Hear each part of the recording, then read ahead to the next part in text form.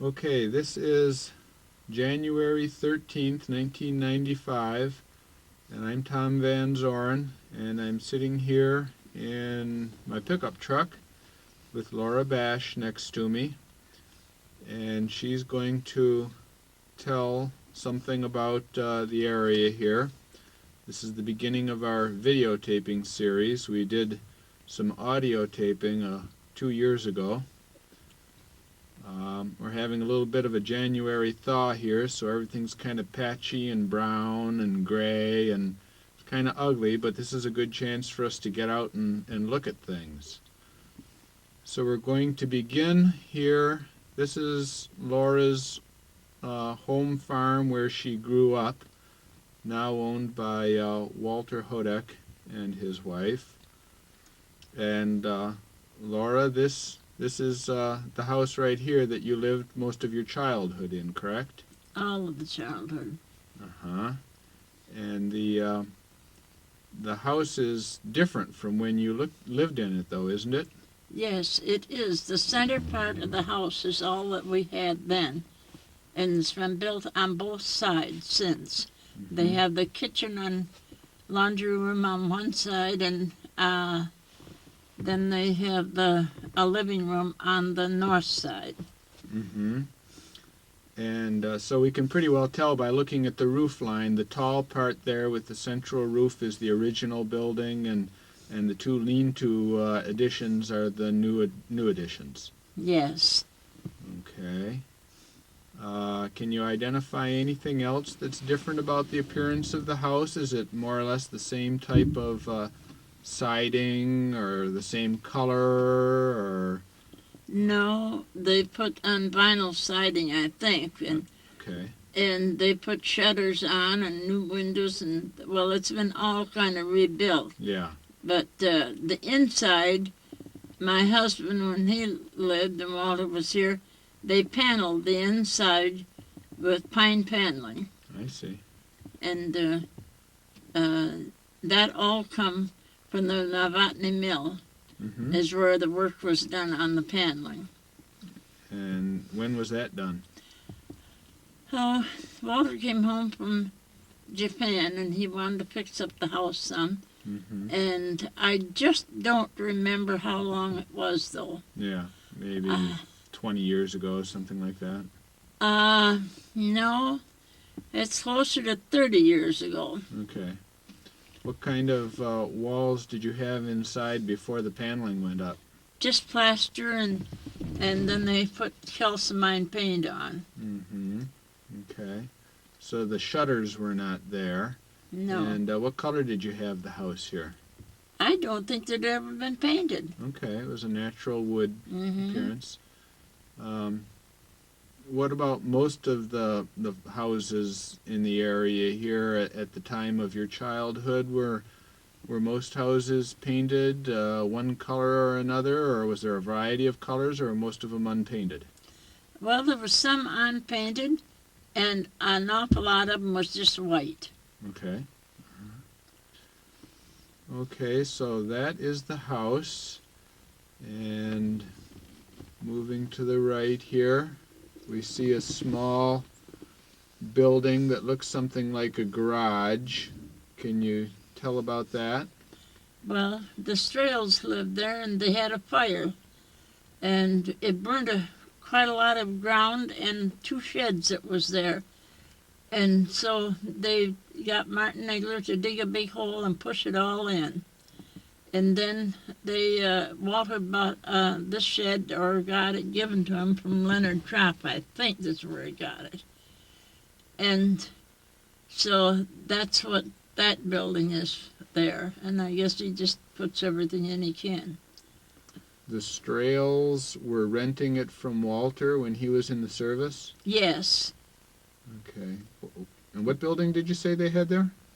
There was a shed, and then farther, just back of the house here, there was part of the old barn yet, because that's where the first old barn was back of where I think you can still see a little of the, where it was dug out for the barn.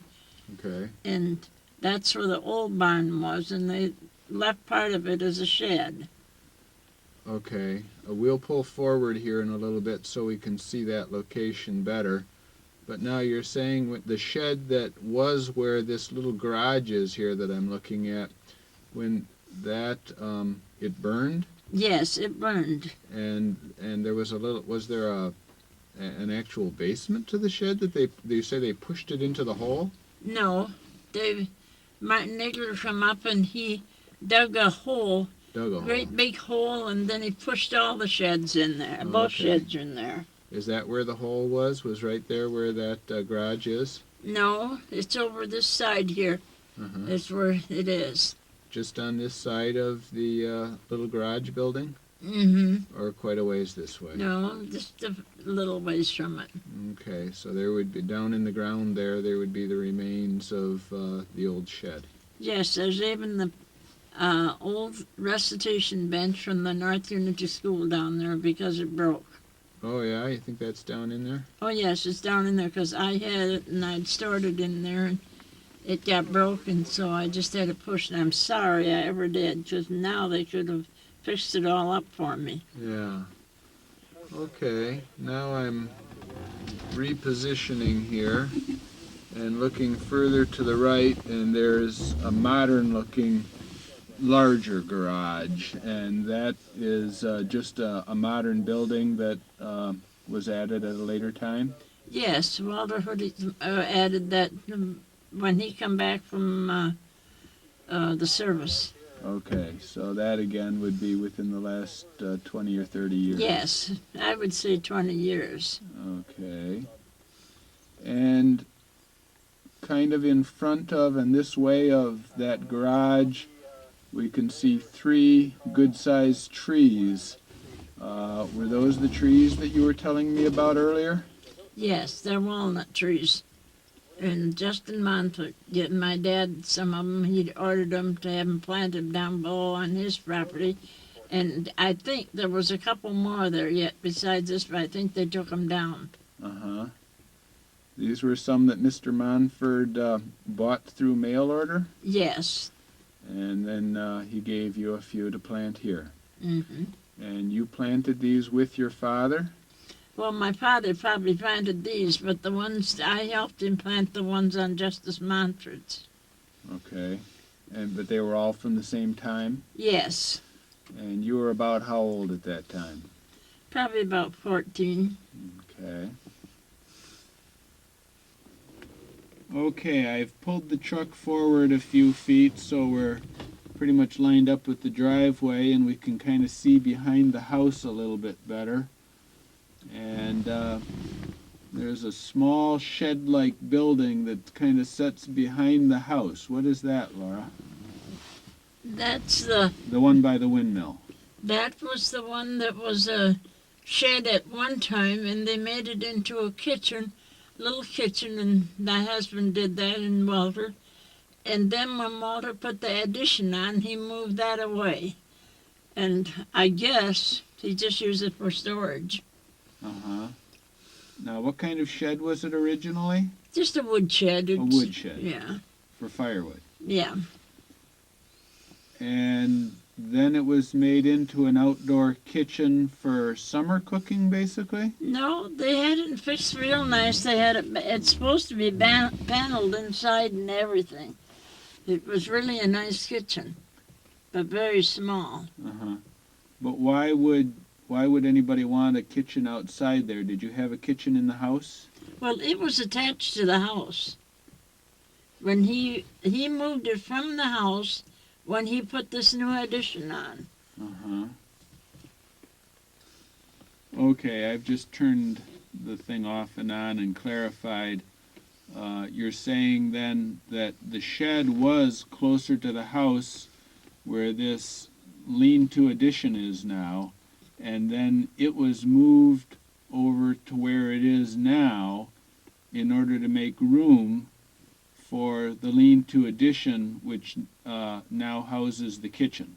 Yes. That's correct? Yes, it was attached right to the house. The wood shed was originally? Yes. Oh, okay. Uh-huh. And next to that little shed is a windmill. And where did that come from? That come from the old Oliver place up on Wheeler Road. Uh-huh. And that was on the right-hand side up there. And my sister, I think, bought it for $30 and gave it to my dad so they wouldn't have to pump water. When did that happen? Well, probably about 70 years ago. That long ago. Mm-hmm. So it was there much of your childhood, Yes. or at least the last part of it. Okay. So then you had a well right at that spot that it pumped the water up out of. Yes, and the well was 200 feet deep. Wow. And many times I pumped water for the cattle there and sometimes my brother and I'd have to do it for all the cattle that we had. Uh-huh. And we'd have to jump up on the panel and then pull it down, let our weight pull it down, and then we'd let it up again, and then we'd put our weight on it again. Uh-huh. How long had the well itself been there? Do you have any idea? Was that there as long as you remember? Yes. Okay.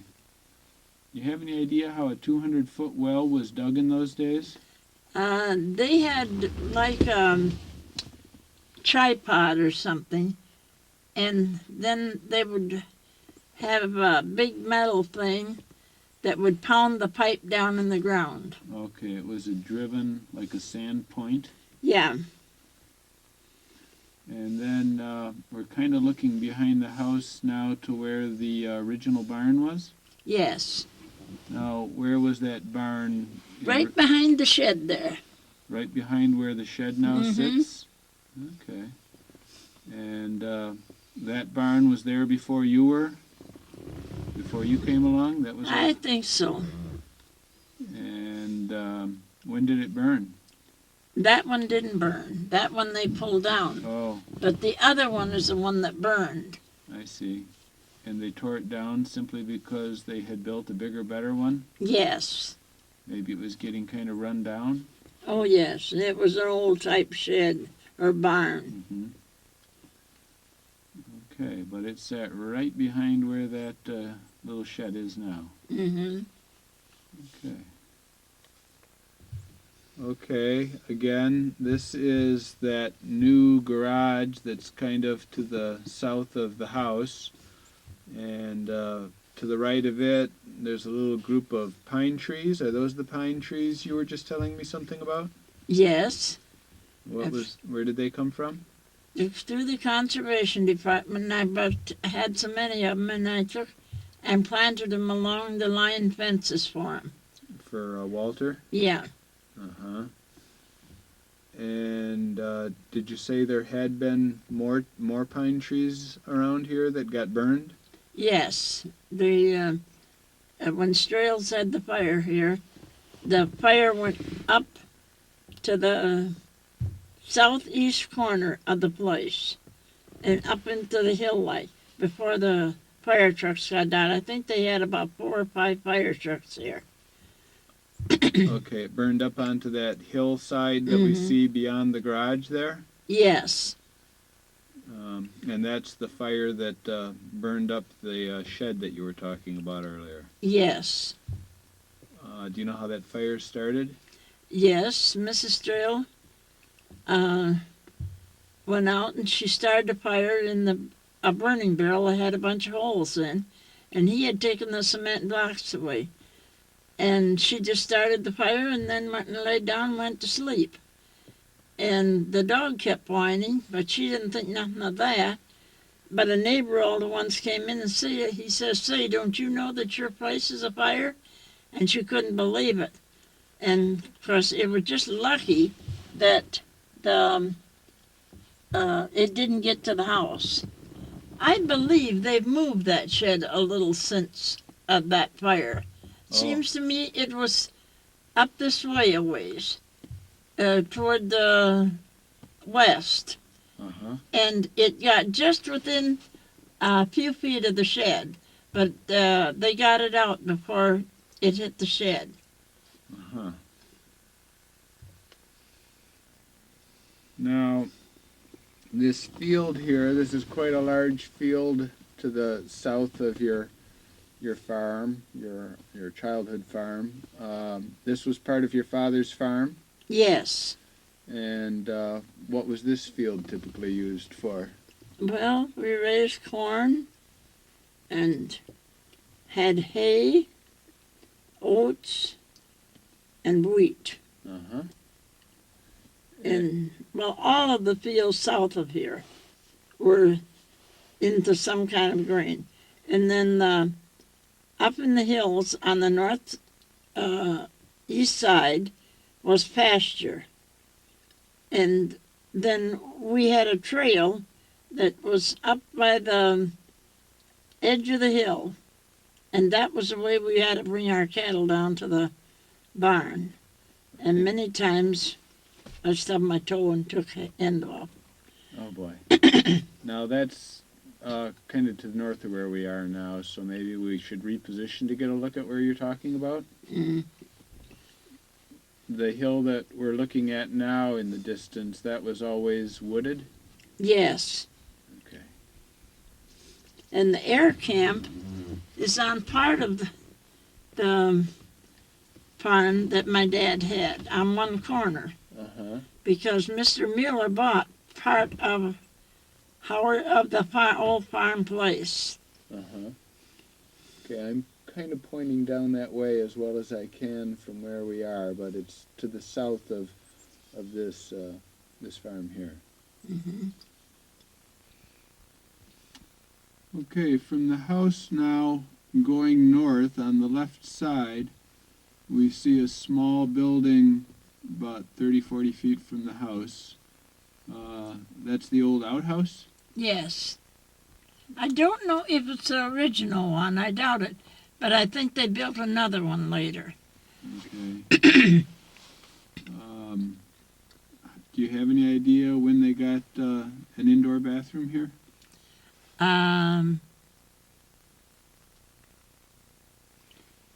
Well, it must be about 25 years ago. Okay. But that's where the outhouse always has been, whether or not this is the same one. Yeah. Okay. Now, beyond that outhouse, I can just barely see it, but I don't know if it's going to show up on the camera, but it's an old foundation. Can you tell about that? Yes, Howard and Alfred, or Howard practically, built a new barn. And he went and laid down at noon, and he never will know, never will know how the fire got started.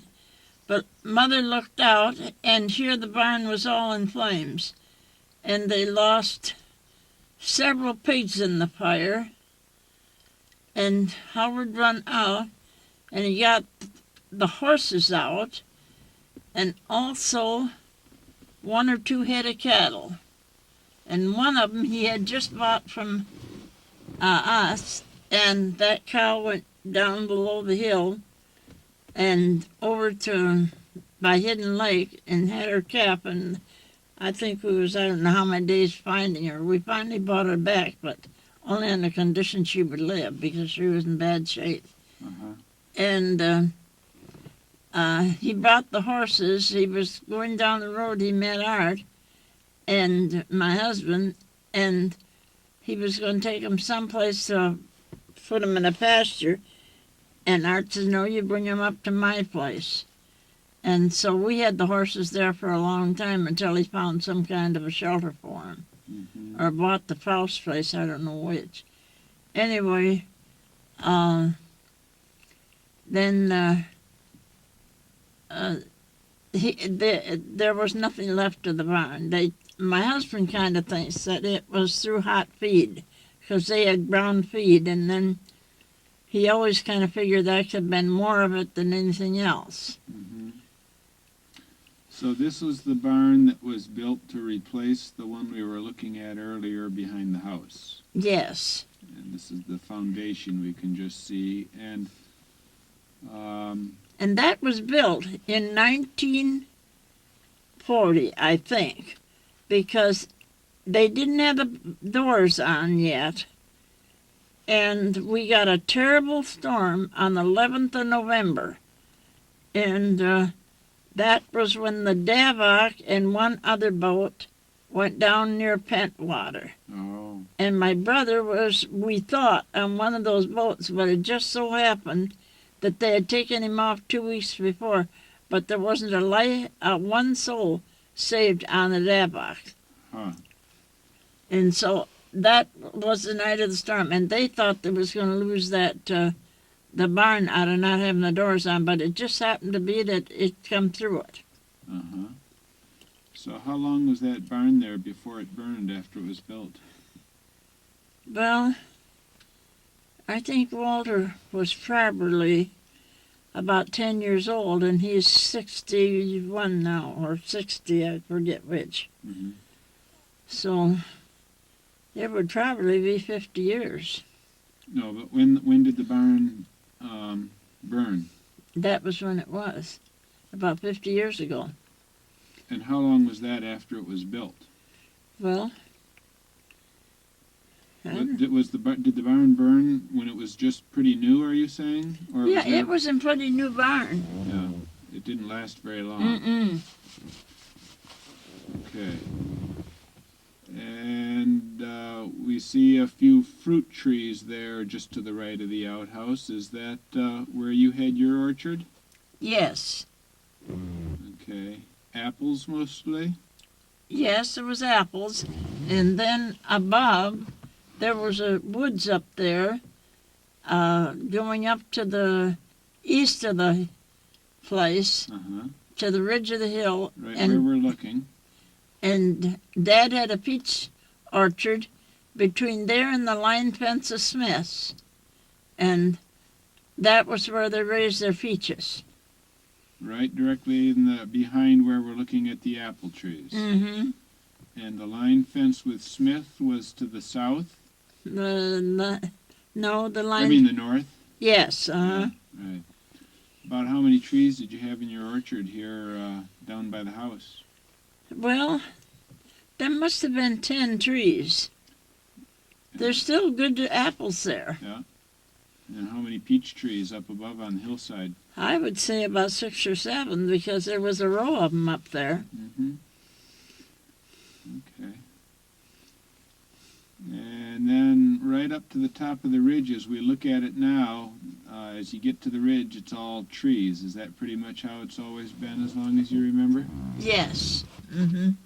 And then where was the route down to the Shell Lake area? That was just on the south side of this grove here. And it went down almost to a corner, well, down, I would say about 150 feet from the hill, and then it cut in toward the north. Uh-huh.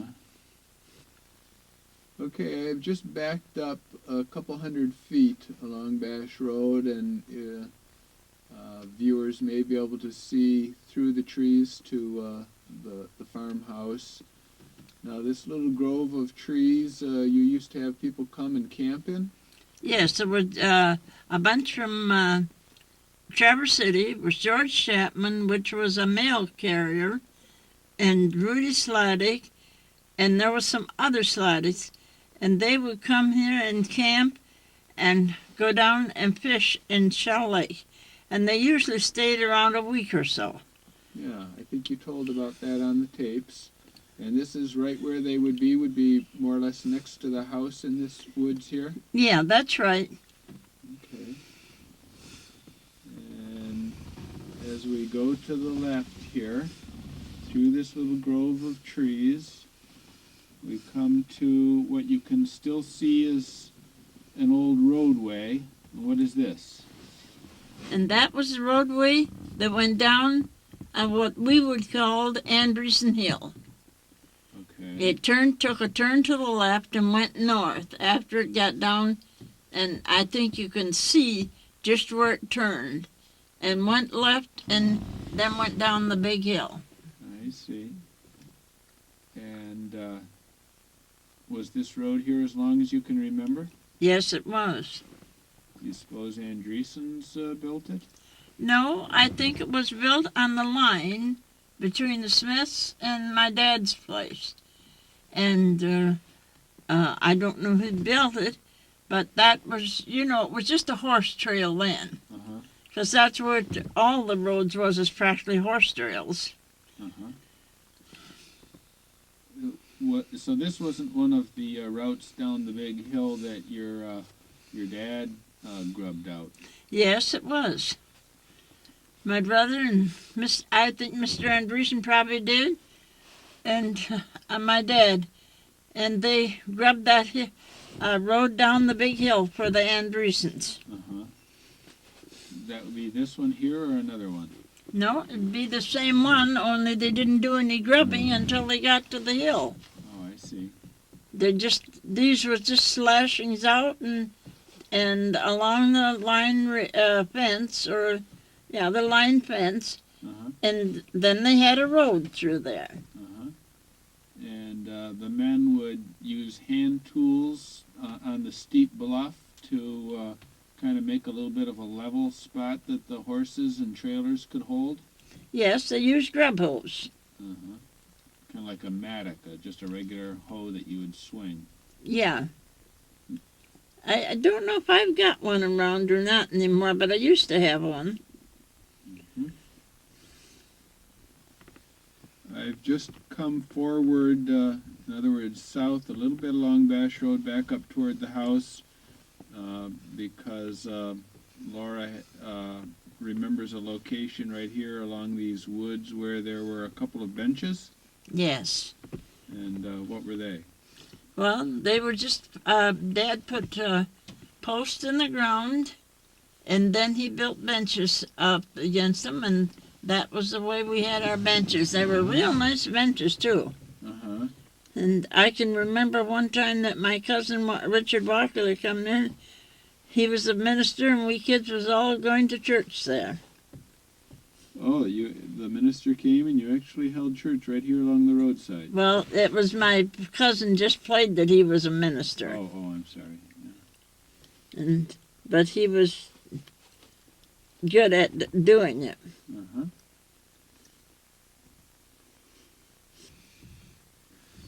Now we've come down the road to the south a few hundred feet, right to the base of the driveway to the air station, right in front of the Hames farm. And you can see here is the mailbox to the air station on this curve here for orientation. And then back right along the driveway here, the present driveway to the air station, there's an old apple tree. And what was at this location previously, Laura? That was where the log cabin was. And my mother and dad lived in it one time. She said it was the nicest place she ever had. Uh-huh. And Mr. Miller took it down piece by piece and numbered it and put it back in the building up by the air camp where it is now. Yeah. I think you talked about that some on our audio tapes, and we've got some good information on that. And that cabin, that's one of the oldest buildings around here, isn't it? Yes, it is. It was here before you? Oh, yes, long before.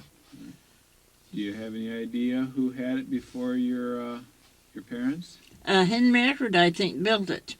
I think it's known as the Eckert cabin. Yes. And my mother, it's got to be 100 years old at least, because I'm 83, and my oldest sister was 4 years older than I am, and then there was 4 children before that. So, and some of them were born in that cabin. Mm-hmm. So it has to be close to, must be over 100 years old. And that, when you say Henry Eckert may have built it, is he the one that had what we now call the Bauer farm? Yes. Okay, so he may have had this and then moved on down there and developed that farm. I think that's what he did. Okay.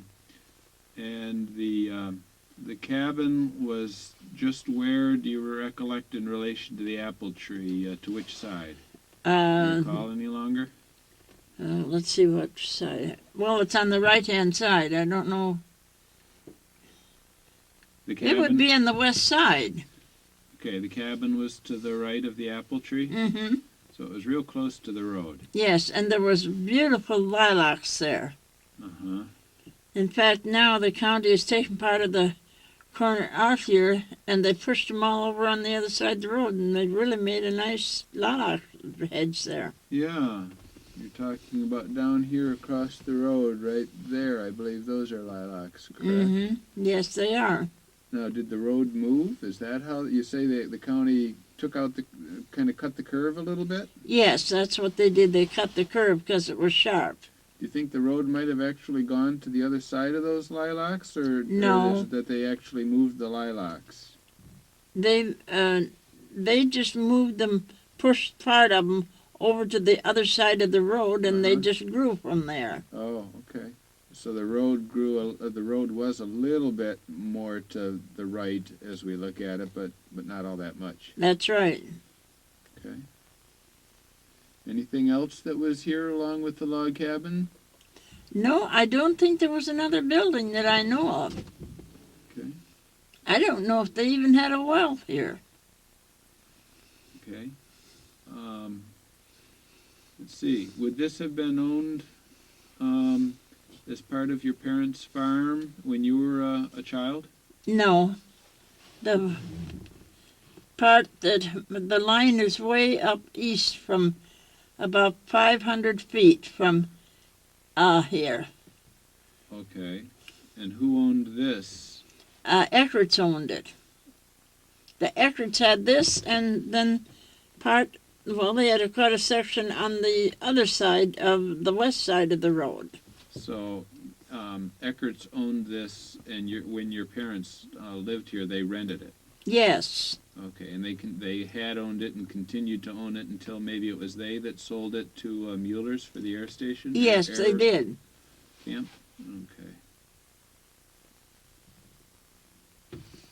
We're now backed into the air camp driveway, the Mueller's driveway, looking at the hillside kind of across the road and kind of to the south. I'm going to go right through the hardware here, and then here's to the front windshield here. Just, you can see there's the Hames farm there, and the property line, which has always been the property line as long as you remember, Laura. Yes, it has. And then over here to the south would be the Bauer property, Bauer, only it would have been Eckert earlier, and then Bowers. Yes. And this hillside here, a little to the south, it's kind of partially wooded and partly open. Was that cultivated? Yes, it was. And you were saying there's some big boulders on this hillside somewhere? Yes, there is. There are 4 big boulders there. And Mr. Bowers always wanted his ashes put up there, and so he passed away in the Virgin Islands, I think it was, and they brought him back, had him cremated, and they brought his ashes up here, and they're scattered by one of the boulders. Okay. Are those on the hillside or up at the top of the ridge? They're up at the top of the ridge. Okay. It's now January 14th, the next day, and Laura and I are back at her childhood home to cover a few things that I forgot about yesterday. It's another rainy, gray day, really a bad day for doing this, but Laura and I want to do the job while we've got the chance, so we're going to do it anyways. Okay, you told a lot about your home yesterday, Laura. One thing I thought it might be good would be to just go through the whole chronology of the farm here. For instance, who were the first owners? Was that your parents or somebody else? No, I understand there was another Olson, but he wasn't any relative, and he owned it. and then my father bought it from him. Uh-huh. But you don't know anything more about who that was, do you? No, I don't. Okay.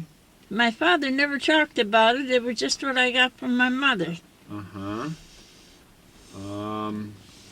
Do you have any idea how long the Olsons before had it? No, I don't have any idea. Or when it was built or anything like that? Well, they did. There was no buildings here because they built that, what's the biggest part of the house there. And then they had a little boy, 6 months old, and in the wintertime he got pneumonia. It was so cold in the house, and he died. This is your parents, you mean? Yes. Had would have been your older brother? Yes. Your first brother Mhm. died that way? So the previous Olsons, who were not related to your family, had the property but did not have a house or barn or really a farm in that sense. No, they didn't have anything to my knowledge. Uh-huh. So your parents built the place or had it built? No, I imagine the neighbors all helped because that's the way they did things in those days. Uh-huh. But it was they did it for your parents Yes. when they were the owners of the property? Yes. And when would that have been in relation to your birth, do you know? Well, I would say, let's see, my older sister was 4 years older than I was, and then Herbert was about 2 years older than she was, and then they had 3 stillborn before that, Uh-huh. and those were born down here in the log house. Okay. So I don't know just how many years that would be. Yeah. But you were born in this one. Oh, yes. So they built this or had it built a few years before you were born, maybe. Yeah, well, yes, I think it was built probably because Herbert died in here, so it must have been about 7 or 8 years before I was born. Okay. And I was born in 1911. Mm-hmm. And so your parents lived here until they passed away? My father passed away in the house. My mother was living with my brothers, and when the barn burned, then Howard bought the Albert Proust place, Mm-hmm. and they moved down there, and then Mother died in the Maple Valley home. Okay. She had a stroke. So Howard was your brother who kind of took over the farm? Here? Yes. This one here? Yes. And when that second barn burned, they had to move down to what you're calling the Prouse place because it wasn't feasible to farm here any longer without the barn. That's right. And the Prouse place is what we now call the Bertha Olson farm. Is that correct? Yes. So, about what time was that then? Oh, I think you talked about that yesterday. It was around 1940? I think so. Yeah, I think it was around 1940 because it was when the Dabach went down So in the big storm. Oh, yeah. So who moved in here at that point? Well, then they just had renters. I think Bob Bell's was the next ones that was in here. And then there were some people from Grand Rapids. And then I think the Strales was the next ones, Frank Strales. They live over on Eagle Highway. Uh-huh. Your parents still owned it at that time and were renting it out, or Howard? Howard was owning it. Okay. Well, wait, no, when Strales owned it, when Strales rented it, Walter Hodick took over after that. And I don't think it was Howard ever rented it. It was Walter that rented it. Okay. Howard apparently sold it to Walter. Yes, well, it was a deal with the family. Uh-huh. They got shares. Yeah.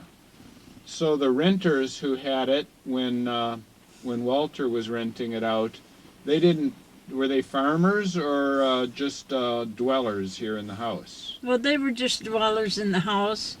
Frank Strail was a carpenter, and I think the other man from Grand Rapids was supposed to be a carpenter. And Bob Bell was a car painter. Uh-huh. Now, what about the fields? Were they then still farmed by Howard or somebody else? Were the fields leased out to somebody else, or were they cultivated at that time? Howard cultivated them for quite a long time till he sold it to the back part to George Mueller. Okay. And then he finally sold the other to the park. Uh-huh. So most of the farm fields stayed in production for, pretty much the whole period until it became part of the park and the air camp? Yes. Okay. Well, that sounds like that pretty well covers the whole history of it, because then finally, after that series of renters, then Walter came back and after being in the service and moved in and has been here ever since. Yes. Okay. Now, yesterday, well, just one moment. Okay, looking again at the windmill, you were talking about the well some yesterday, and that it was originally drilled by setting up a tripod and then somehow pounding the point 200 feet into the ground. Now, is there some kind of machinery available at that time for that pounding process, or what? No, they had like a big flat thing. I don't know what it was made of, metal or what, and it was rope was attached to it, and then it went up to the top of this tripod, and there was a pulley up there, and then they just keeping it work up and down and hitting that pipe all the time. They would pull down on the rope to pull up a weight, perhaps, Yeah, that would that's then right. come down and slam on the point? Yes. Oh, I'm resting my arm on the horn here. Okay. Now, I seem to recall you talking about having had to haul water at some points during your life. Was that mainly up at the place where you live now, or was that here?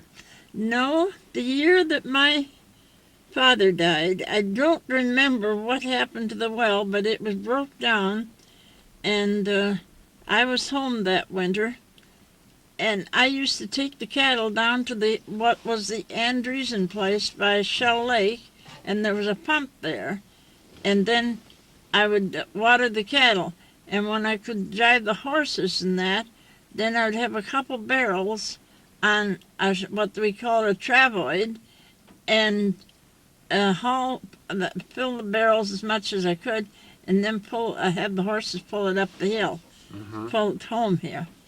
And why? Go ahead. And then that was the water we used in the house. I don't know just what happened to the pump that we had to do it, but for some reason we did. And my brothers was working down on Montford's place, putting a fence, building a fence around there for him, and my brother-in-law was there too. And anyway, I did all the chores then. Mm-hmm. So at some point, something was wrong with the pump, not the well itself, that you had to get your water from down the hill? Well, it had to be the well itself, because that's the only thing that didn't have any motor or anything on it. Uh-huh. And so it was usually either bad leathers or something like that, but at one point it ended up there was a hole in the pipe. Uh-huh. And they finally put a new well in. Okay. About how long did you have to haul water then? Well, was that a period of years or just a few weeks? No, all winter we had trouble with it. One winter. Mm-hmm. Uh-huh. Looking at these little pine trees over here, you mentioned yesterday that these were some that you had planted. Now, when was that? Well, that was somewhere around 19 35, I think, because I was working at Heath already, and I got started planting those pines about 2 years after my husband died. No, it was a year after my husband died. And that was in 1955. 1955. 65. 65. Okay. Yeah, okay. Now, these are just a few, and there are quite a few other pines around the area here. Have you told me that you planted a lot of the other ones? Well, up at my place is a lot of them that I Yeah. planted. That's what I meant. Yes, I planted 6,500. 6,500. Well, 6,000 and my daughters, I took 6 with when I had the last batch. And so Marie Sluth, she was Bowers then, and my daughters Jean and Judy planted the last 500. That was a lot of trees, 6,000 trees. That was also in the period after your husband died? Yes. Something to keep busy and Well, good work to be accomplishing. I just felt the accomplishment. I wanted those trees out. We had always talked about it, Oh, I see. my husband and I, that there should be pine planted. So Walter Bowers started me on it, and I just kept on going. Mm-hmm. These here actually look a little smaller than some of the ones up near your place, I see. Yeah, I don't know what happened to some of those pines. Then maybe the land is different there. Yeah. It is awful stony there. Oh, okay. Okay, we are now in front of what we now call the Hames place, owned by Ray Hames, is it? Yes, Ray Hames. Uh-huh. But he's fairly recent here, isn't he? Yes, he came here about 35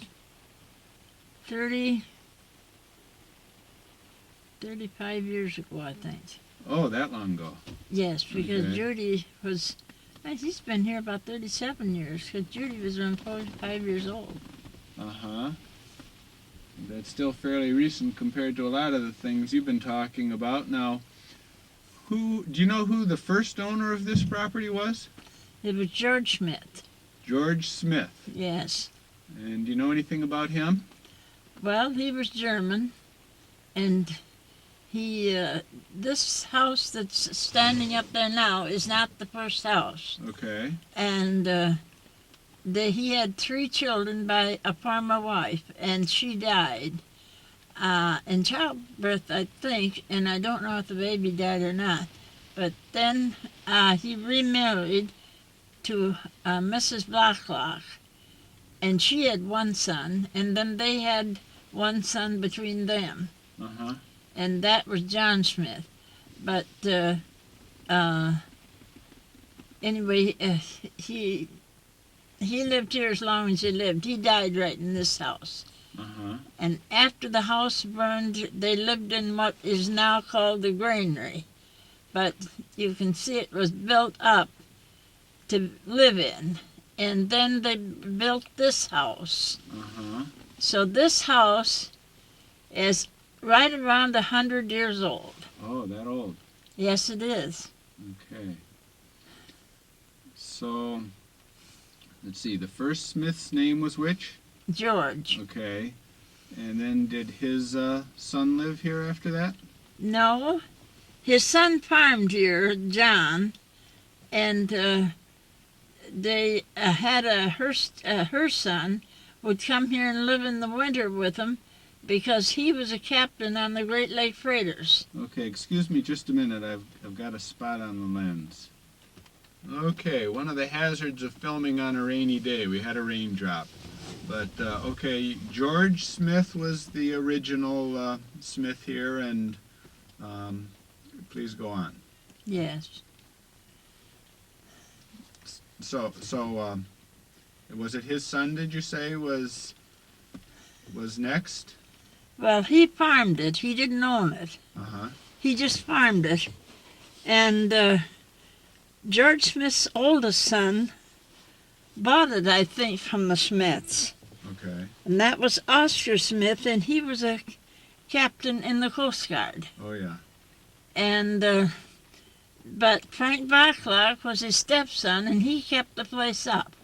Uh-huh. And he stayed here during the winter. Well, when George Smith died, then for a while I think she stayed here, but then John took her down there, and she lived with them until she died. Uh-huh. And so then who was the next person to live here? Well, then Oscar Smith kept it until I think he sold it to Jack Stans, and Jack Stans sold it to Ray Hames. Oh, okay. Did Jack Stans live here or just own it? He just owned it. And that would be the same as the John Stans, you might otherwise call him, that had the excavating business and passed it on to his son John? Yes. Okay.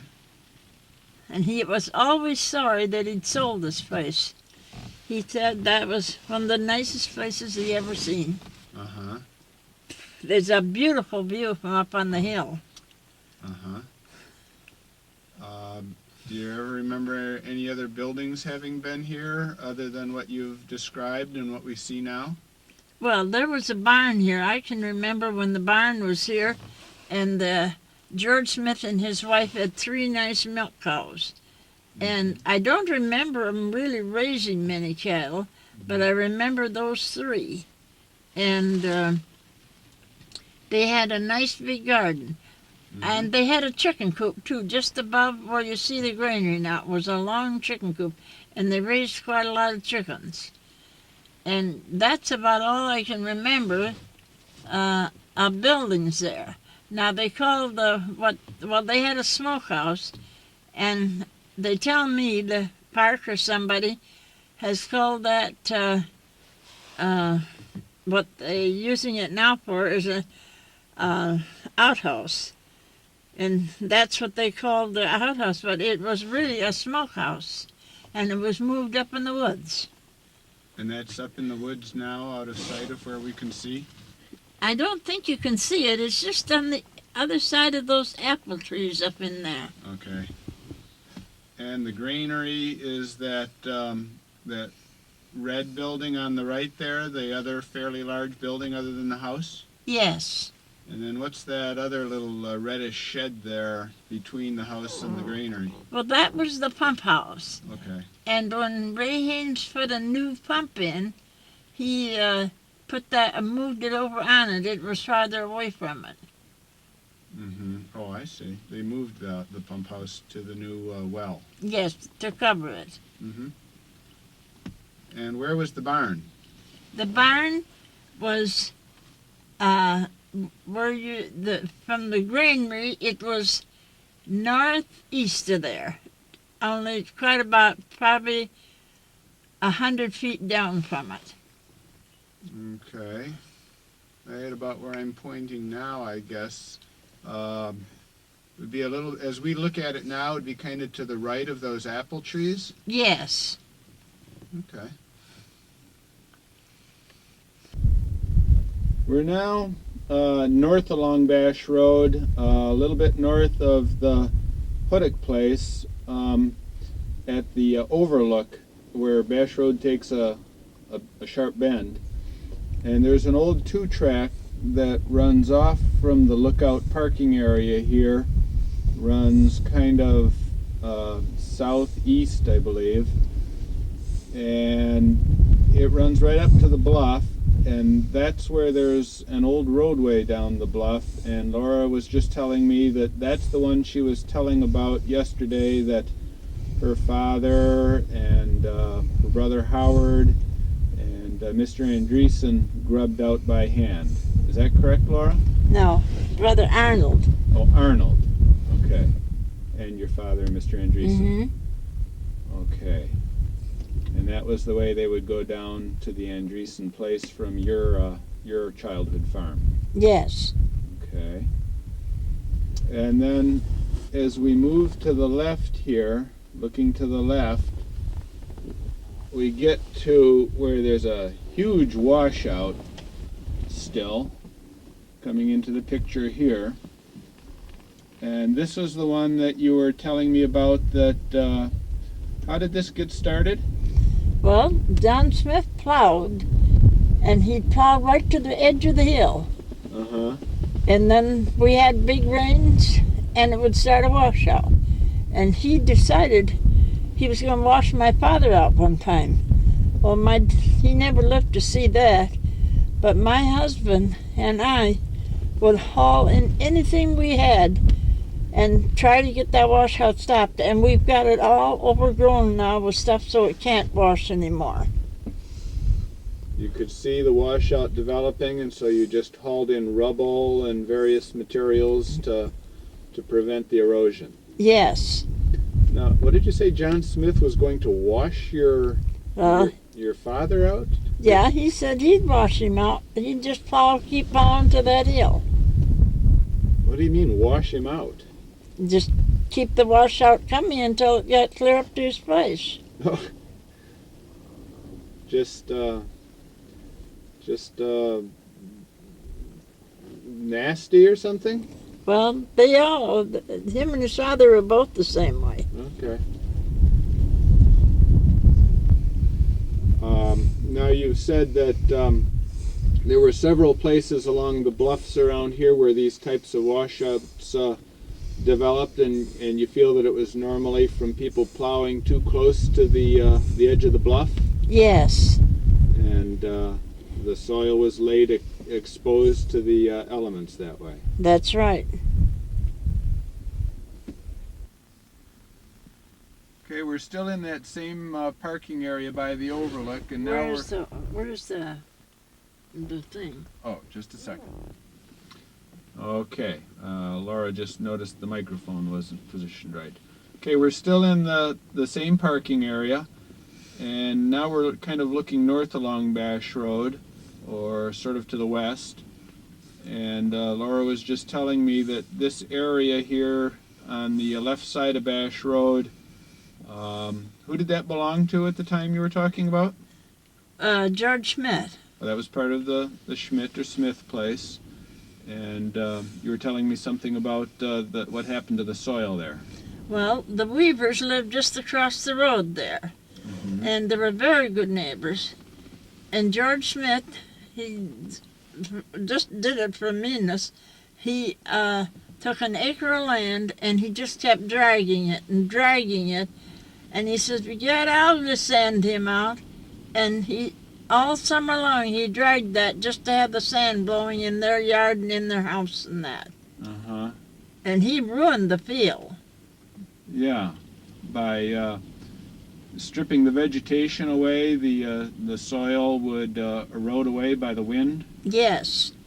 So it doesn't look like there's a whole lot growing there now either, does it? No, it doesn't. To this day. And I think we have to just think that we've got to preserve our soil instead of doing things like that. Mm-hmm. He was just kind of a bad egg in the neighborhood, it seemed like. Yes, he was. Okay. Still in the same parking area, now looking north over the bluff, and the rain is blowing right at us, so this is pretty bad, but we're going to do the best we can. It's getting on the camera a little bit, but not too badly. And off in this direction, we can identify what you referred to a little bit in your tapes we did a couple of years ago. Right about in the middle of where I'm pointing the camera now is a little pond, I think you said is known as Mud Lake. Yes. Okay, and was there anything you were going to tell about it? Yes. We used to pick mushrooms around there. I don't know if they're still there like that, but my brother lost 3 cows, and they went down there, and they could see where they drove right into the mud. And they heard afterwards that John Smith did it. He drove the cows into the mud Yeah, there? and they died. They couldn't get out. Just another thing that he did for no real reason that anybody knew of, huh? That's right. It was just their way of doing things.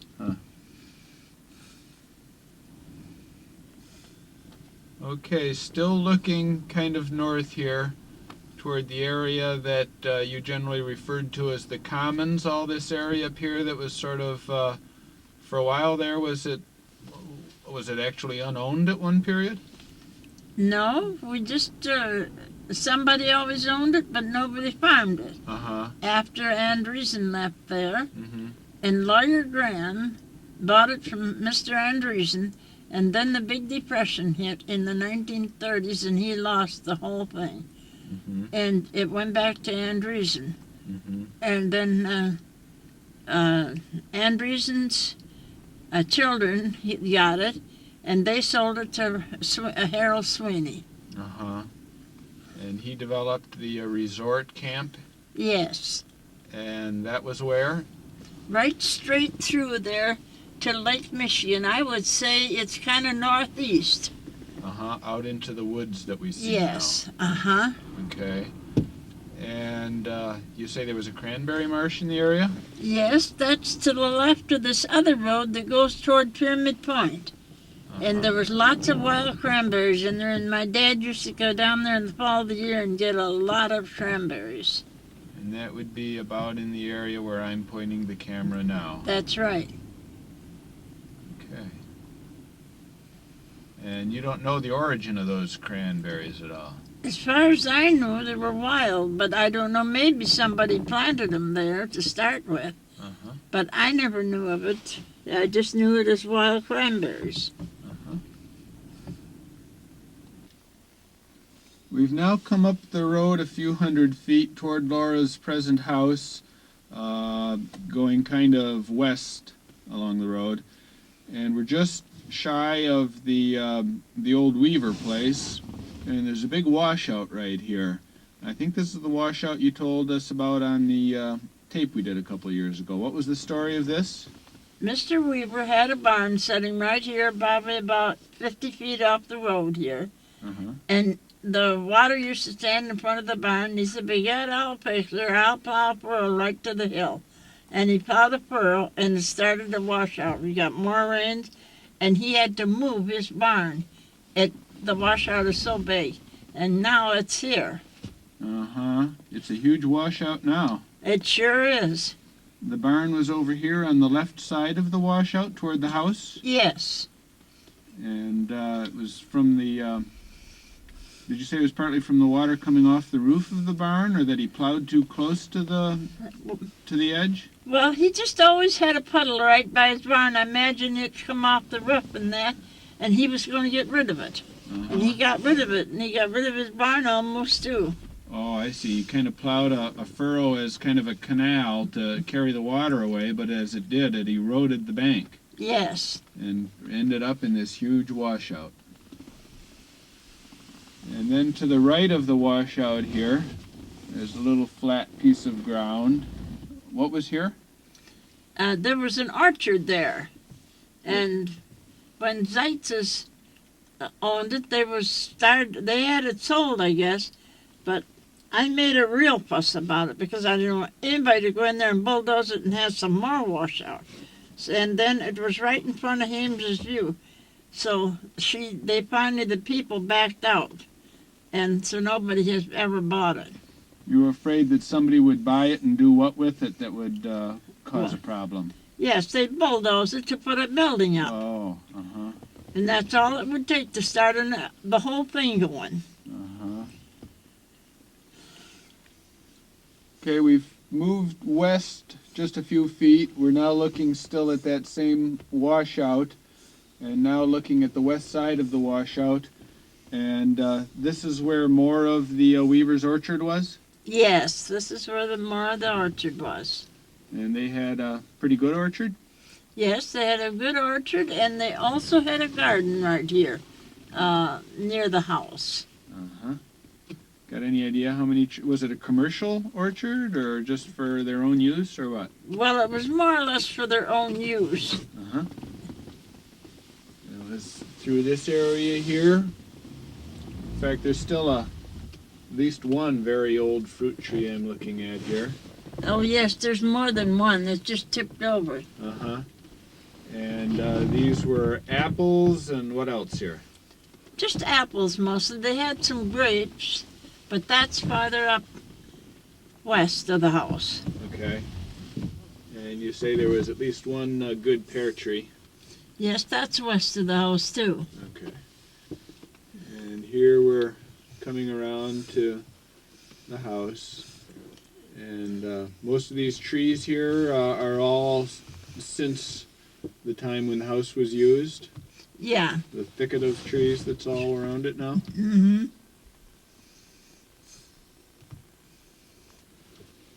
Now, after the washout developed and Mr. Weaver had to move his barn, where did he move it?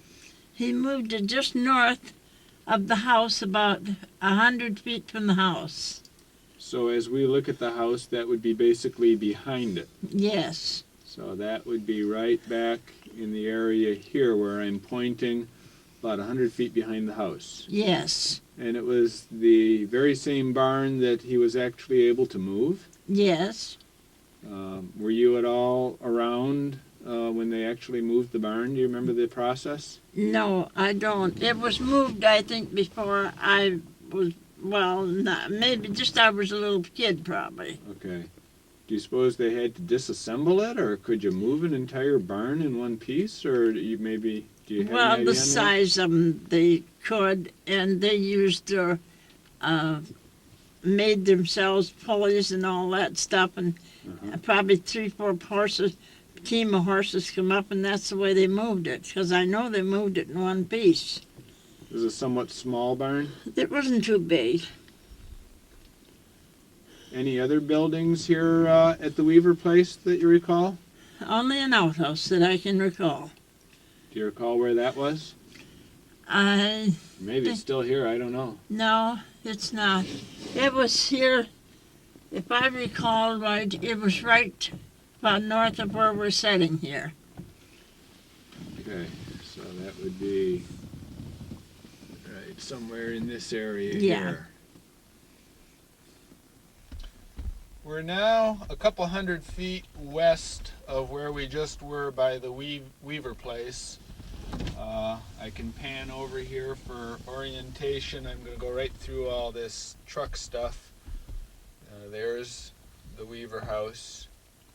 And that north wind is blowing the rain right at us, so this is not going to be very good. Just a second. Okay, we're getting raindrops on the lens, but we're going to have to make do. And there's an old lane here that heads back. And again, for orientation, just to the left over here is the Zeitz trailer that will be removed pretty soon. What did this lane go to here, Laura? The first house was a guy, his name was Merrill, but I can't think of his last name. Uh-huh. And he had a house built up again the hill there, about 500 feet north of Zeitz's. Uh-huh. And then just in the woods back there, John Culpa had a trailer put in. And then beyond there, Merrill, right, I'll turn it off a minute. okay. Keith Merton bought just over the line from my Bash's, or my husband's and my place, a piece of land from the Snores, and he had another trailer back there. And I don't know what happened to that. I know the porcupines eat an awful lot of it. And then we had a trail going down to our 40 down below the hill. Uh-huh. And there we raised, that land was all run, and my husband and I, he put so much into it, of putting the corn stalks, shredding and putting back in, and hauled manure down now, and we raised the most beautiful corn on that lower flat of the 40. He built a soil up there with all that material? He did. And he used to bring hay up the hill, and this is the one thing I told him. I was quite heavy then. And he was coming up with a Ford tractor, and the front end started to come up, and I jumped off the load, and I jumped onto the front end of the tractor and come all the way up the hill, and I told him, I says, now see, I was worth a lot to you. Okay. So the route down the bluff that you're talking about is the one that you can get to by following this lane? Yes. And go ahead. It turns to the right, a little ways in the woods there, and I think the park has barriers there now so they can't go up and down that hill. That's right. And the houses, the three places back here that you mentioned, are those more recent, or are those from what time period, roughly? Well, I sold to John Culpa about 19... Well, let's see, my husband John, 29 years. About 1970, I think. And the fellow that owned this just come to me now, this first house, was Merle Whitmore. Mm-hmm. And he owned the first cottage. Okay. And then it was John Culpa's, and then it was Keith Merton. So these are all places that were in more modern times, 1970s and in that period. Yes. Okay. Okay, we've come up the road toward Laura's place, and we are just shy of where the road goes up the hill and curves around right to her place, a few hundred feet from it. And looking back down kind of to the east along Basch Road up into the woods on the south side, and there's an old road cut visible here. What is that, Laura? That's the road that we used to drive. And we decided it was such a hard road they couldn't even plow it with a snowplow hardly. And so when they wanted to put the new road in, they wanted to come up through our field, and we gave them the land so that we could get a decent road in here. Okay. So it used to kind of go up over a little bit of a hill here, but the new routing made a more of a level route. Yes, well, see, that was the horse trail road then. Mm-hmm. That's the way it was started. Oh, yeah. 16th, a couple days later, about 1 o'clock in the afternoon, and Laura and I are going to continue on with our project. It's still kind of another gray day, but at least the rain has stopped, and it's quite a bit colder in the 20s. We're at the other end of where that old roadway used to run through the woods here. It's kind of hard to pick out here, but if you came to the spot, you could see it. And I've timed or measured, we're 4/10 of a mile here from Laura's driveway, and this would be basically the southern end of where that old roadway took off. And the northern end, where we were just a minute, or actually it was a couple days ago, but the last thing on the film, that was 3/10 of a mile south of Laura's driveway. And Laura, as we look at this, it seems like the original route that they had was a lot less convenient than the route it takes now. It kind of goes up over a hill and makes a wider curve. Why do you suppose they ran the road out that way originally? Because it was the horses they used those days, and they tried to save the level spots, especially up here where we have all hills to go. And I would imagine a lot of that was dug out with grub hoes too, or otherwise it was just as the track went along and worked its way down. I see. We're now back down at the Weaver house, and it occurred to me to ask how long the Weavers were here, and it turns out there were some other people here I don't think we've heard about before. How long were the Weavers here, Laura? Well, the Weavers was here as long as I can remember, because she used to take care of us little kids when one of the babies come along at our house. So you mean they were here as far back as you can remember? Yeah. Uh-huh. And he had been married before, and his first wife passed away. And then he remarried a woman from England. And to my knowledge, I think they went away some in the winter. They cooked over in the island, for one thing, I'm sure, in the summertime at the resorts. And I don't know if they did any other things or not, but they had adopted a boy from the Millingtons, and they raised him. Besides, he had Mr. Weaver had 3 daughters, I think, besides that. And then Mrs. Weaver, when they left, Carl Olsons were in Detroit, and they came up, and Mrs. Olson and the 2 boys lived with the Andreessens below the hill for a while, and then they finally came up and, I guess, rented this place. And when they left, then Joe Lalonde's friends of the Olsons came up from Detroit with their family, and they stayed here 1 or 2 years. And then they left, and Mrs. Weaver's 2 nephews took over for a while. And they fixed the house up quite well.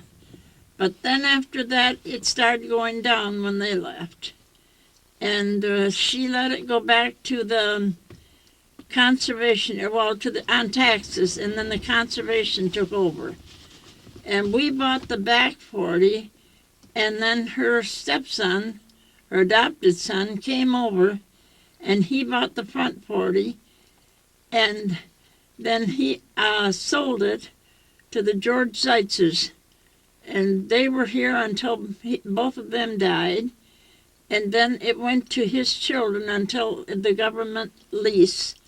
They lost the government lease, and now it goes back to the government. So what period of time are we talking about that, say, the Olsons were here?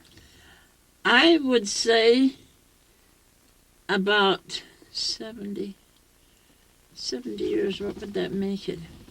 70 years ago would be like in 1925, something like that? Yeah, in that area. Uh-huh. And so at that time you're saying that, was that just while the Weavers were out on one of the islands cooking in one of the resorts that they rented out the house to the Olsons? No, I think they stayed away for the winter. And one of the things, Mr. Weaver hated to cut wood. And he always waited until the last stick of wood was in the stove, then he'd go out and he'd get another stick of wood. Oh. And my husband and a couple neighbor boys, they would cut wood. Their land was back of this here, to the north, and they would cut wood, but they always made sure that when they come through to haul it home, they drop a few sticks off. And Mr. Weaver would run out and pick them up quick. And then them boys, they would go down there at night and play cards until the last stick of wood was in the stove, and then they'd go home. They took care of long enough for playing cards that evening anyway. Yes. So Weavers were gone. They were working on one of the Manitous and then somewhere else for the winter and renting the place out and to Olson's, and then the same sort of story with Lalonde's. Yes. And but then eventually you say Mrs. Weaver ended up back here again? Yes. Okay, and then her nephews arrived on the scene to Yes. stay with her? 2 Hardy boys Uh-huh. did that. And what period of time do you suppose that was? Well, I really can't say because I've lost track of a lot of that date. Yeah. But I was around 18 years old, I think, when they were here, fixing the house up. Mm-hmm. Okay. We are now 1.5 of a mile from Laura's driveway, roughly south, and looking out to the westerly side of the road. And what is here, Laura? This is the spot where the Basches first built their little cabin that they lived in until they got a house built. And right at the location where the road makes just a little bit of a bend. There's really very little to identify it here. These planted pines are quite thick toward Laura's house from here. And at this point they're a little thinner and there's a little opening here. But it's right at the bend in the road. And is there anything at all that you know of left here that a person rummaging around down there would find to identify the spot? No, there wouldn't be because they farmed it and it would have been plowed up. You'd have to go digging. Yeah. And you don't happen to know the date when they moved from here up to the present site? No, I don't. But as long as you remember, there was nothing at all here? There was nothing here as long as I remember. Okay. We're now right in front of Laura's home. We're parked out on Basch Road, looking at the barn.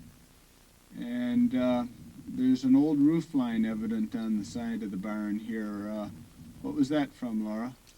That was the original log house that they had, and after they built the house, they left that as a stable and built the barn up against it. Well, when they finally tore then the house, that building down, it was a house, and the line is there to show how it was. So this was where the house was that came after the log cabin that we just looked at the site of. Yes. And then when they built the present house, this house was turned into a stable and the barn was added onto the side of it. Yes. Do you have any idea when this house was vacated? Well, that house is over 100 years old, so I would say probably 1890, around that. Would have been when they moved out of this house? 1880, because this will be over 100 years old, 120, I guess. Uh-huh. That barn is all put together with pegs. It doesn't have nails where the supports are. Uh-huh. Okay, let's get back to that in just a second.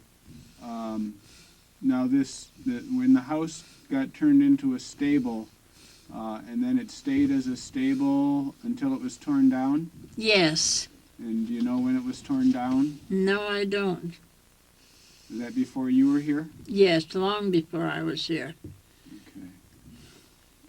And do you have any idea when the barn was built?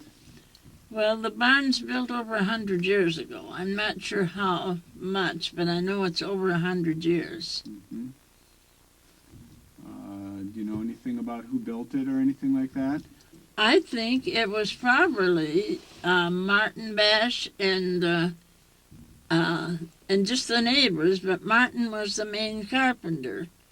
And I think that was the way it did, because usually the neighbors helped one another put their buildings up.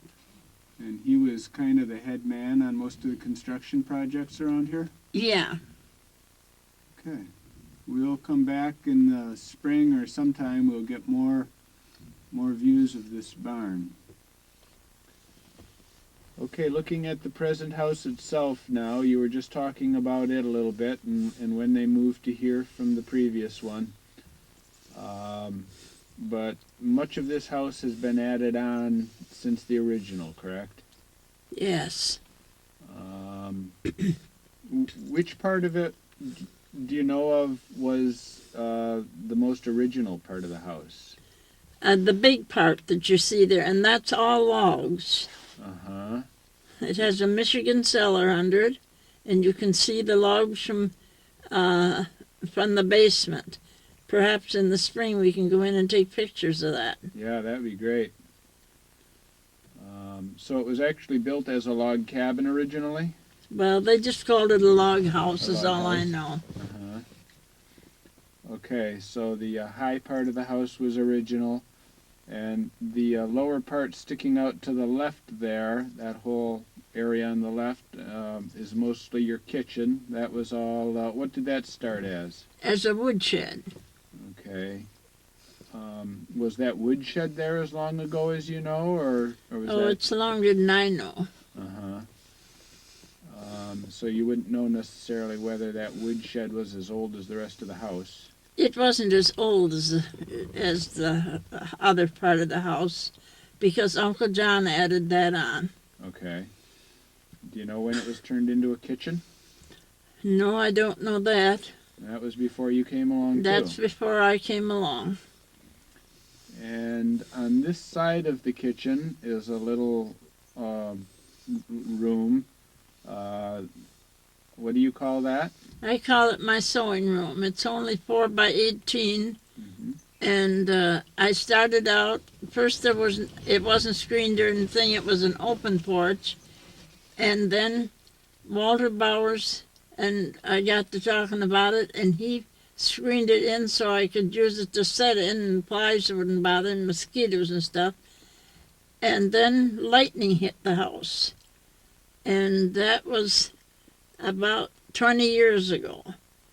And it tore the end out and arced all the screen and blew all the plugs and that. So then I didn't really do anything with it for a while, and then I got Harry Garthy to come up, and he insulated it and paneled it and fixed it all up, and I've turned it into a nice little sewing room for me. Uh-huh. And it's carpeted and all.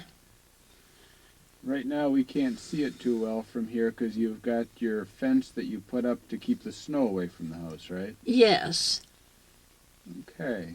and I'm keeping that snow away because I have my mailbox coming in on a cable. Yeah. Gotta take a picture of that. That's kind of a nifty little setup that you rigged up pretty much yourself, didn't you? Well, I thought it all out, but I didn't do the work on it. Uh-huh.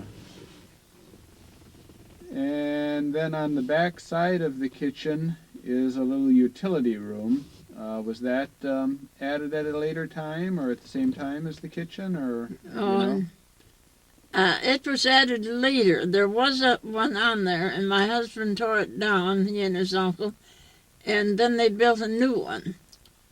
And then we eventually insulated that and got it all fixed up for a nice utility room. Uh-huh. And then over here, more on this end of the house, right where I'm pointing the camera now, but the bigger addition on the on this side of the house, you basically just call that your front porch, That's what I call it. and it actually used to be an open porch, right? Yes, it did. And the top cracked up, and so I got Harry Garthy to fix the top. But before he started it, it was only 6 feet wide, and he was going to tear the rock out, and because that's what it was made of or lined out with. And so I just told him, why don't we just go 1 block wider and have it that much bigger? And he said, well, it'd be cheaper. So I had that done, and then I got to thinking after I had that done, in 10 years I would be having to fix the porch again being open, because they do crack when they're open. And so I had it all enclosed and makes a nice room. And under that part of the house there, we can see is the entrance to your basement, right? That's right, and there's a Michigan cellar there, what they call a Michigan cellar. Now, is that the only entrance to your basement? Yes, There used to be one inside, though, yes, and they closed it. and it's absolutely inaccessible at this point. That's right. Can you even see where it used to be any longer? You might from down inside, I don't know, but I've never paid any attention. Uh-huh. Just didn't feel that it was worth having the inside access and closed it over? I guess that's the way they felt about it. Oh, that was before you. Oh, yes. Okay.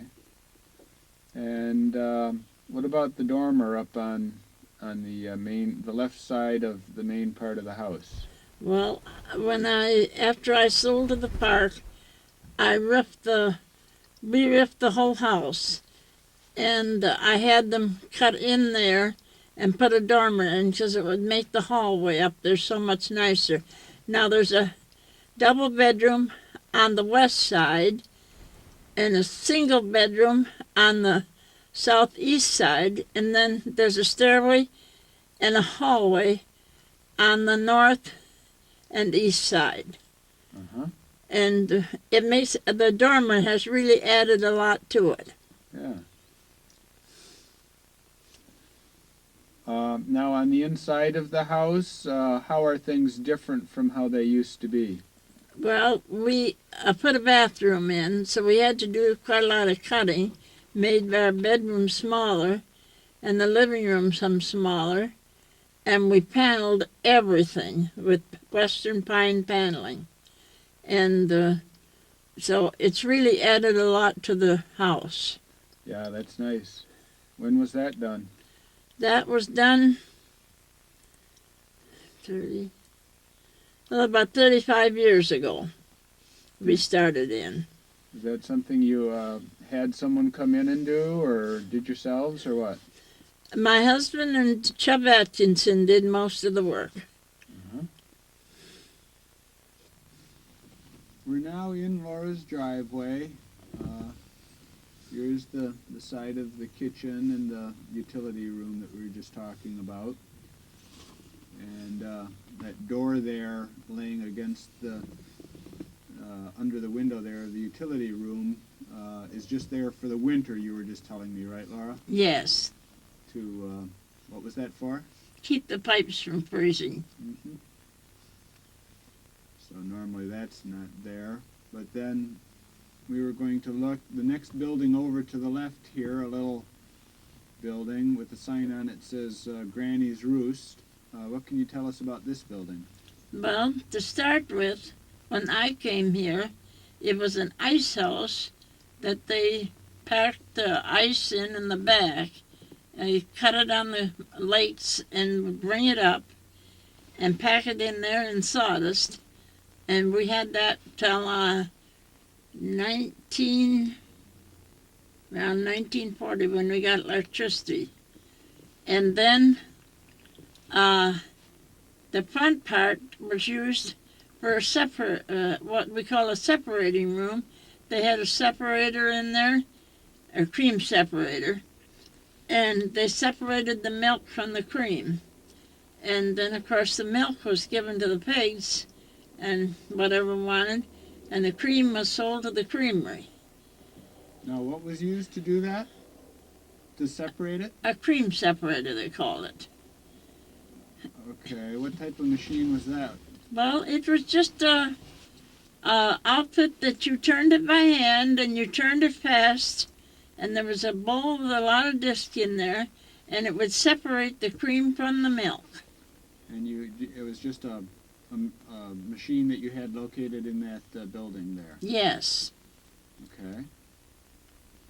And so what else has it been used for? And then we used to cure our own meat, and of course they did that before anybody come here, but afterwards too, we'd butcher and cure our own meat, and we'd have it salted and all, and then we'd smoke it, and then we'd put wax over it, and you could keep it all summer there without refrigeration.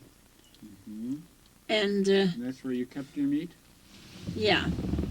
And then fresh meat, of course, we had a ice box that we put the ice in and kept meat that way, and milk and stuff like that.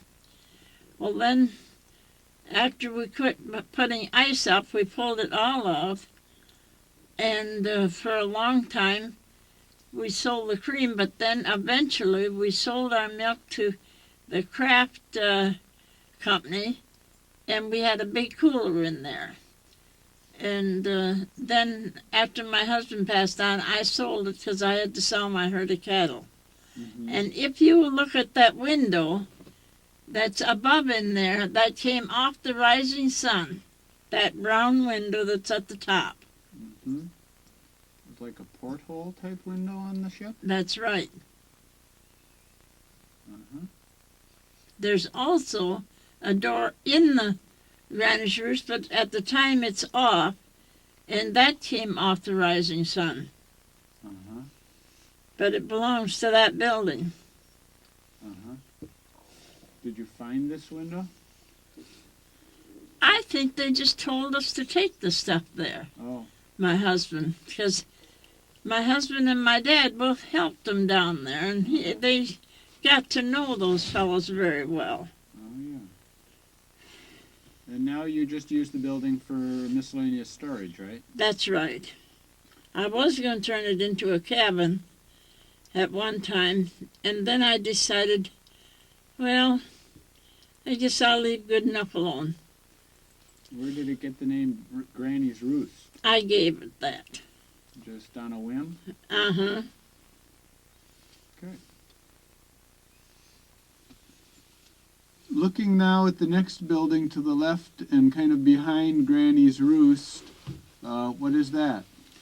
Well, the east side of that was a garage first when my husband bought his first Model T Ford. And it was his Uncle John and him built that in 1917. And then we had needed more room to store some of our tractors in, so my husband built the other building up to it on the west side. And now I have both of them for storage, but I keep my lawnmower and my golf cart on the east side of the building, the east building, and just my benches and all that other stuff, I use the west side. Okay. Now from a different position, again looking at the little double garage, tractor garage. Is that what would you call that building? The tractor garage, or? That's what I call it. Okay. And then to the left of that, we come to another little smaller red shed. What is that? That used to be our little pig coop. And back in 1948, it was down in the orchard. And I was in the hospital with surgery, and it was so hot in there, and we had one pig die, and it was 90 degrees in September. Well, after my husband passed away, I finally decided to move it.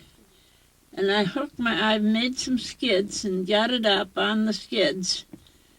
And then I hooked the Ford tractor onto it and pulled it up here where it is now.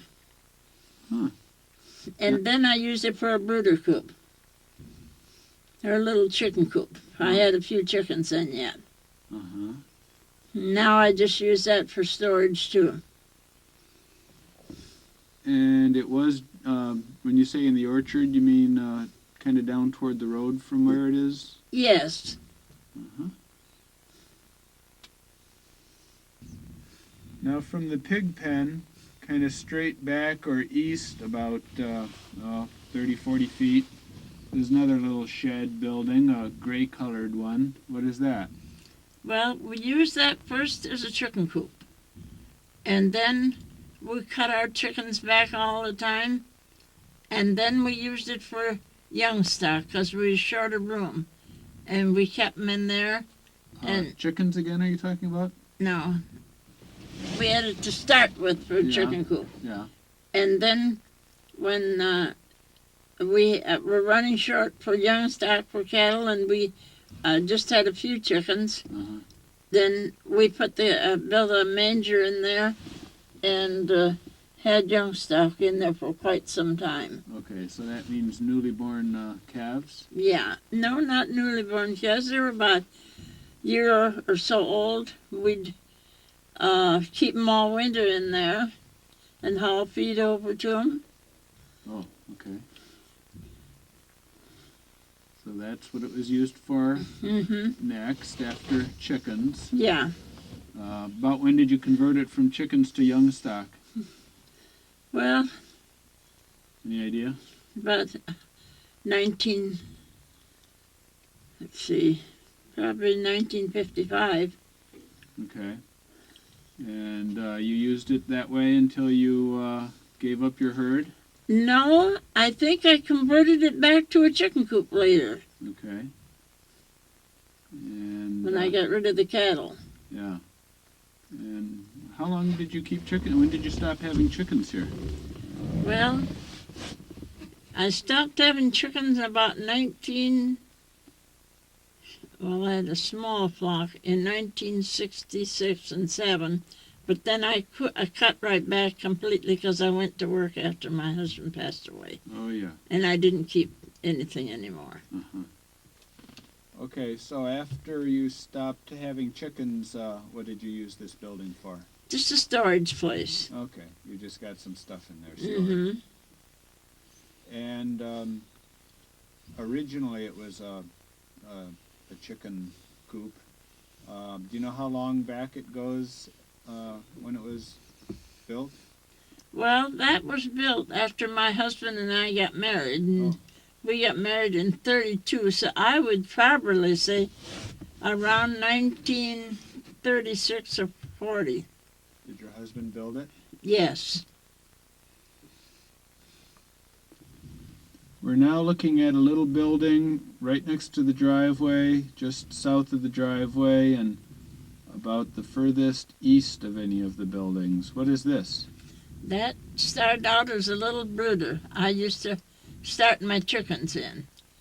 And I just kept it for that up until I quit using it. And then I put some skids under it, and it was down just west of the storage building where the golf cart and that's in. And I hauled it up here with my Ford tractor and got it situated there. You liked hauling stuff around with that Ford tractor. I sure did. Was that after you were on your own that you moved it? That's right. So, what else was it used for? Just a brooder coop, and then we used it for, we had riding horses, and we put our saddles in there in the wintertime, because we didn't have trouble with mice much in there. Uh-huh. And then I got rid of the saddles, and I just got little poles and stuff like that in there, and some sandstone that came off his deck where they had discarded it because they had to tear it up on account of a fellow from the gas company spilled oil all over it. Oh. So that's where I got them. So what did you say you refer to this building as? Brooder coop, Yeah, but then didn't you call it the saddle shed. shed? Okay. From the tractor garage here, we go just a little bit to the right, and there's a little brown building, and that was what? Which one are you talking about? The toilet? Yeah. That's we call it the privy now. Yeah. And you using it for storage or anything, or is just sitting? No, I just keep it nice and clean. And if I have people come here and they say they want to use a bathroom, I say, there's it, the outdoor John. Go ahead and use that. I will not let them in the house. Give us a historical experience. Yes. Or if anybody's working here. Uh-huh. And some of them get big charge out of going in there because they say it's cleaner than lots of people's bathrooms. I believe that. Okay, we're going to come back in the spring and take better shots of most of these buildings, but we're now looking at one that's, well, you can see the barn in the background here. We're south of the barn and east of the house. What is this, Laura? That's a pump house, we call it. Uh-huh. Of course, now it's not a pump house anymore. But it was put built after they put the first well in that Charlie Kropp started to drive, and then he couldn't do it, and he was using the old tripod stuff and pulling the pulley hammer, whatever they call it, that pounded the pipe down. Yeah. And that was in 1930. And that well was 365 feet deep. Well, then, after they had it all in and everything working, Art built this here pump house, and that was built in 1930. And we had run that pump with the gasoline engines because we didn't have any electricity. And we got our electricity, I believe, in 1946, something like that.